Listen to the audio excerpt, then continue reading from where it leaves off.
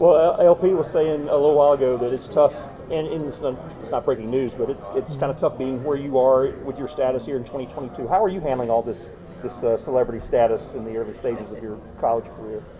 I'm just taking it one step at a time. I know it may seem like a lot of pressure, but I don't really feel it as much. I'll probably feel it when the season starts, when we start playing. But, I kind of not love the attention, but it's nice to have it.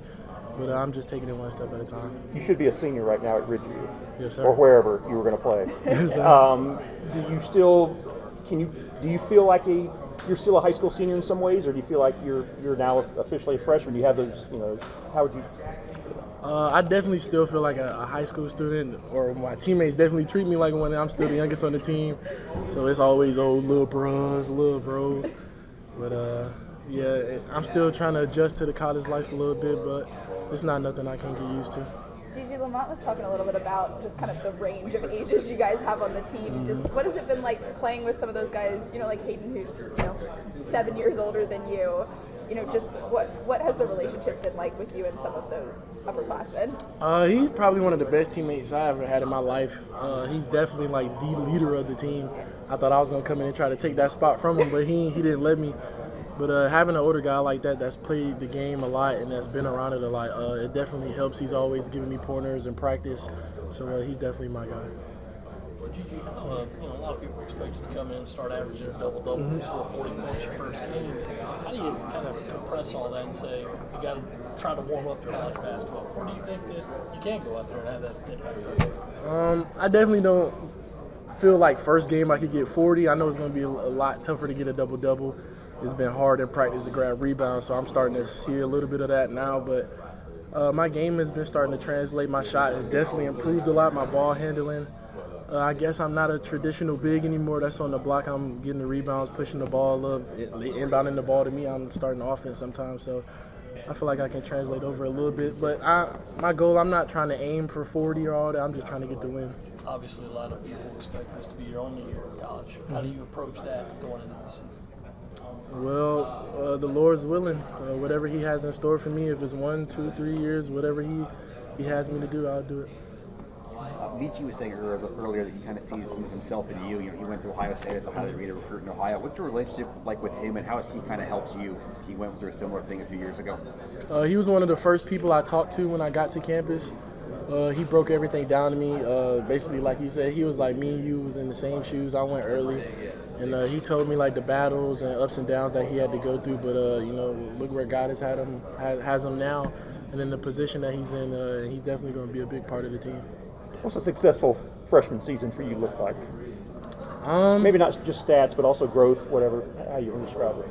I want to get my weight probably by the end of this year. I want to be like 230. That's a good start for me. Nah, I just play. But definitely getting about like 20 wins, making the NCAA tournament is a big goal for us. And overall winning the SEC championship is a good goal for us. And individually for you, what does a successful freshman season for you individually look like? Being able to stay consistent, not having any games where it looks like he's falling off. He's still a kid. He's not really used to anything. So I feel like just standing my ground, showing that I belong on the court. That's a good freshman year for me. Gigi, what's your relationship been like with the other two guys in your freshman class? Lamont called you guys the Three Stooges earlier. Just kind of what's the dynamic there? Me, Zach, and Daniel, we're always around each other. I basically live in their room. I'm never in my room. I'm always falling asleep on the couch. But those guys I feel like I'm probably going to be the closest with them on the team. Before I got here, I never really talked to Zach a lot, but I always used to play against Daniel, and he's one of the most intimidating players I've ever played against. And even in practice, sometimes I still can't get by him, but I tell him like before every practice, like guard me every possession so I can like get used to a physical defender. But I love both of those guys. Zach says he gets the best of you in 2 camps. One game. One game. He didn't tell y'all when I had the Warriors and he had the Bulls and I was spanking him. And he didn't tell y'all about that one. But what is it like going against Daniel? He's a pretty physical guy. And what's it like each day going up against each other? I'm definitely starting to take the weight room a lot serious from my first couple of weeks. I still tried to, bang down low a little bit, and I'm starting to see that might not be an option every time. And also, I found myself taking like a lot more dribbles, like trying to make moves, and I found out that that's not going to be there every time. But just quick, easy ways to get around them, whether it be like setting a flare screen and flashing to the top of the key, catching shoots, those type of shots are going to be like most of my shots in game. Lamont was saying that he thinks defense is a lot harder than offense for players who are new to his system because of all the rules. How do you kind of evaluate that from what you've had in practices so far? I feel like I'm a player that can pick up on things pretty easily. All the defensive principles that we have so far, they haven't been too hard to comprehend, but I definitely still struggle a little bit. You know, the game's a little faster, a little more physical, but I'm definitely still trying to get used to it. What are some of those principles? What's a tenet of a Lamont Paris defense look like? If you want the freedom on offense, you got to get some stops on defense, and I had to learn that fast. But definitely, he's a hard-nosed defensive coach. He's not so much of an offense because he knows he has guys that can put the ball in the basket. But definitely, he loves ball pressure. He might press a lot this year. I don't know. But definitely, he loves ball pressure as a coach. What's been the biggest adjustment for you up to the college level from where you were in high school? Definitely time management. I don't have my mom or my dad anymore to knock on the door to say, "Oh, wake up, you got school in the morning." So definitely that's been a big adjustment. And overall, just getting my body used to the college life, having to lift every day, having to eat right, because I didn't really know how much eating played a role into it. So those things, you know. Basketball-wise, what's been the biggest adjustment where you realize, oh, I'm not originally anymore?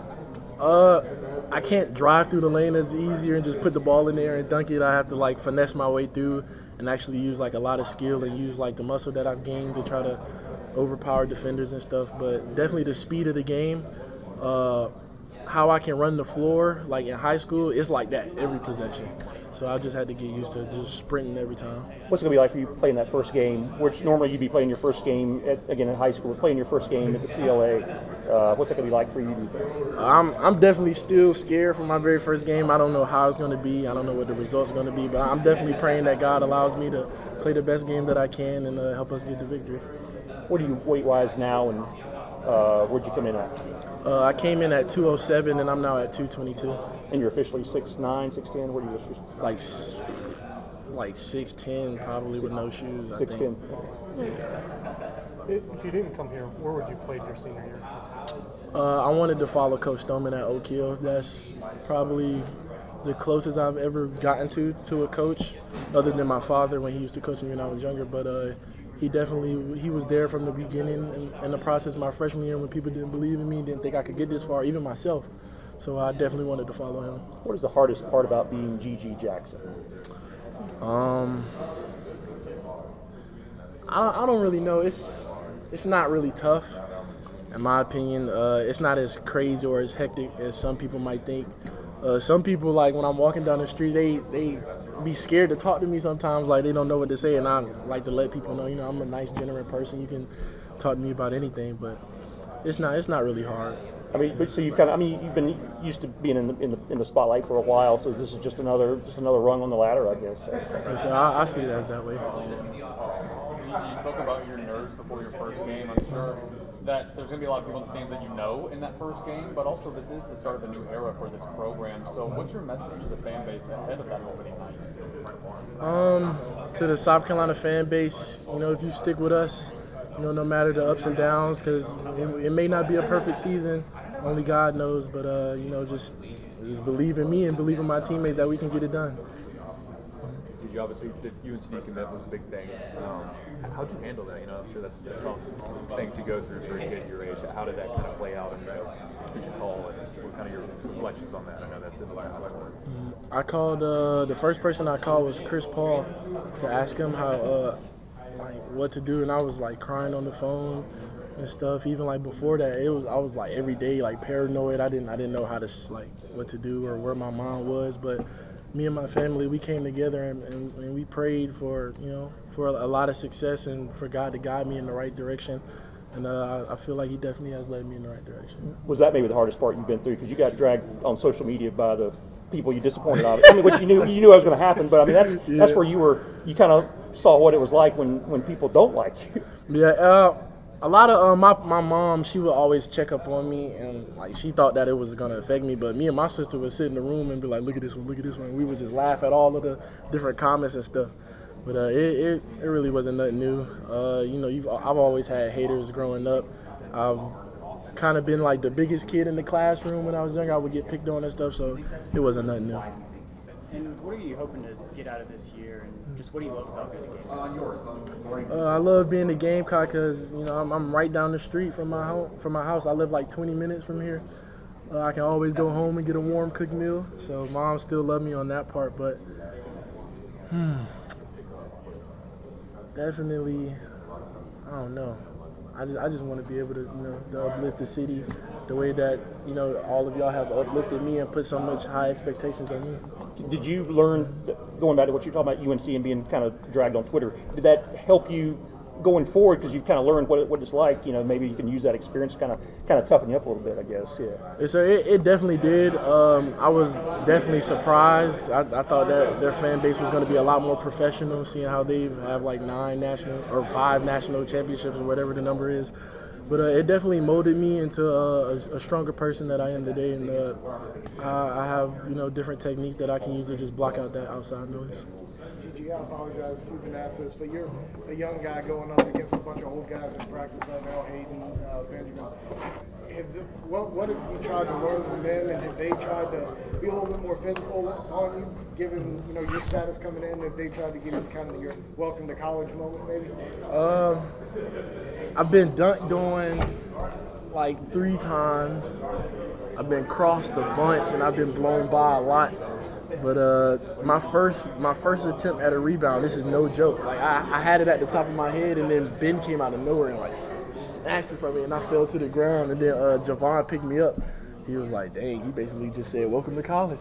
So, but they definitely teach me a lot. Hayden, we have FCA every Tuesday, and I feel like God really has anointed him and put a lot of blessings on him. He knows how to talk to people. He knows how to tell you what you need to hear in the time of what you need. So there was definitely some of the guys that I'm closest with. Hayden most definitely, because my dad is a pastor as well. So we kind of have that connection, like biblically, and like always wanted to talk about God. So Javon. Yeah. Oh, and Daniel. He's the one that posted that one on Twitter when Dan had dunked on me. Got Daniel dunked on you? Yeah. But yeah, those two. Speaking of Javon, was there comfort in having someone who's been at Ridgeview and someone that you know well when you got here? Oh, most definitely. I was so excited to get to team up with him again. My freshman year in high school, like I saw him as he's like the greatest of all time. Like he was catching lobs, like all type of stuff. But and I guess kind of seeing how like the roles not necessarily have changed, but I'm playing a bigger part on the team. Like my freshman year in high school, I really wasn't a big part of the team. He had to carry such a big load, but I feel like I've come in and we get to share the load this time. I get to catch some lobs, he get to catch some as well. So. This summer, I spoke to Aaliyah Boston, and she said it was right after you announced you were coming here. She said she saw you around campus saying hey and stuff. Do you guys talk basketball? Like, what did Gigi and Aaliyah talk about on campus? My first time I talked to her, I did something corny. I made a goat noise around her. But like every time I see her, I don't even call her Aaliyah. I call her the goat. But I always have questions with her, like, oh, what was this like your first time? How did you deal with this? Da da da da. But she's definitely someone to go to. Like, if you ever need to talk to someone, like if you have something deeply going on that you don't want to talk to nobody else about. So she's definitely pretty sweet. You mentioned Chris Paul. I mean, obviously playing for CP3. But what's your relationship like with him, and how has he helped you through this process these last couple years? He was raised in the church as well, so I feel like that definitely played a big part in our relationship. And most of the time when I call him, he'll answer anytime if he's not playing. And he's always trying to give me advice because, he's been through the same kind of process, and he's already at the level that I'm trying to get to. So I'm constantly trying to just be a sponge when he talks to me and try to gain as much as I can.